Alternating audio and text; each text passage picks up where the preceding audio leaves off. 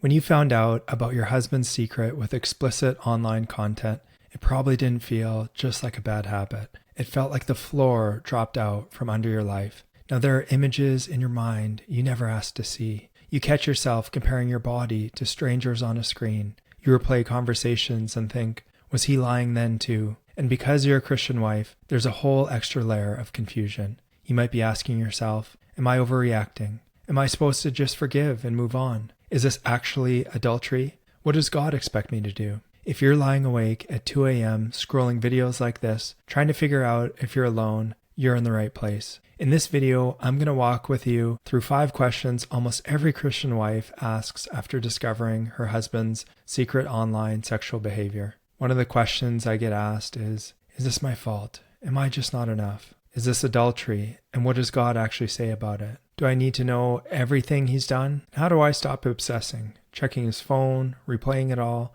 feeling constantly on edge? And finally, can my marriage heal? And where is God in all of this, even if it doesn't? At the end, I'll guide you through a simple grounding practice you can use anytime your chest tightens and those images flood back, whether you're in the church bathroom, sitting in your car, or laying in bed next to him. When I say explicit online content, I'm talking about pornography and similar material, but I'm going to use softer language here so that YouTube actually lets women who needs this find it. So take a slow breath. You don't have to make any big decisions in the next 20 minutes. This is just a space for you to be honest, to be seen, and to be gently anchored back in God's heart for you. So first, I want you to know something most churches still don't say out loud. What you're feeling is not you being dramatic. It's your nervous system responding to betrayal trauma. Research on wives who discover a spouse's compulsive sexual behavior, including online content, shows that many of them experience trauma symptoms that look a lot like PTSD.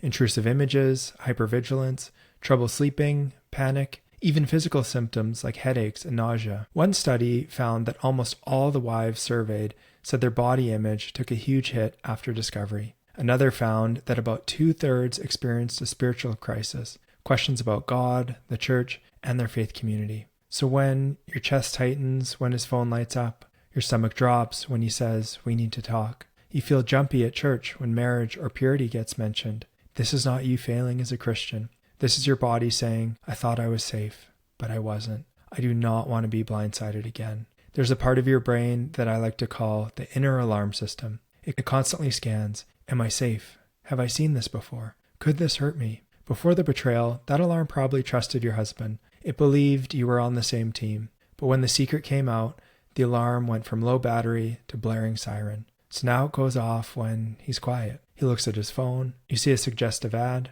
or someone jokes about all men watching explicit content. You're not choosing these reactions. Your body is doing its best to protect you. So before we talk about boundaries, divorce, reconciliation, any of that, we have to give your nervous system a way to calm down out of the emergency mode so you can think clearly and hear God again. So we'll do a quick practice later in the video, so stay with me. So let's tackle the first question. Is this my fault? Am I not enough? This is usually the first quiet question that shows up. I hear so many women say things like, if I were prettier, if I'd lost the baby weight, if I were more available, would he still have gone looking for that? I want to say this as clearly as I can. You did not cause his secret online behavior. You cannot cure it, and you cannot control it. Men who struggle with compulsive sexual behavior almost always have a story that started long before their marriage. Early exposure, trauma, unhealthy coping, or long-standing patterns of escape. You might feel the explicit content is the other woman, and in some ways it is. But that doesn't mean you weren't enough. It means he chose fantasy over covenant, and that's on him. In fact, studies and counselors repeatedly emphasize that a spouse's porn use is not about the partner's attractiveness, weight, or sexual availability. You're allowed to grieve how it's affected your sense of worth.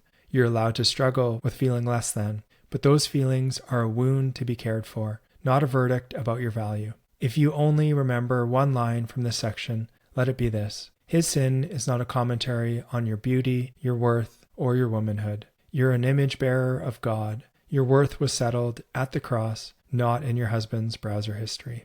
Now let's take a look at question number 2. Is this adultery? What does God expect me to do? Now let's step into one of the hardest questions. If he's never physically cheated, but he's repeatedly chosen explicit online content over me, is that adultery? Do I have biblical grounds to leave? Does God expect me to stay no matter what? Different Christian leaders nuance this differently, but there's certainly some clear anchors we can stand on.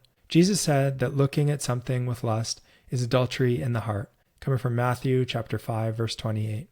Many Christian counselors and writers say that persistent, unrepentant use of explicit sexual material falls under that category of heart adultery, especially when it's hidden and ongoing. Some faith leaders also acknowledge that repeated, unrepentant porn use can rise to the level of biblical grounds for divorce, similar to chronic sexual infidelity, because it involves a deep, ongoing breaking of covenant and refusal to turn away from sin. So my personal opinion on this is I respect anyone who chooses to leave. I respect anyone who chooses to stay and fight. I believe this is a very nuanced category, and sometimes it's preferable to stay and fight through if your husband is in true recovery and fighting for you.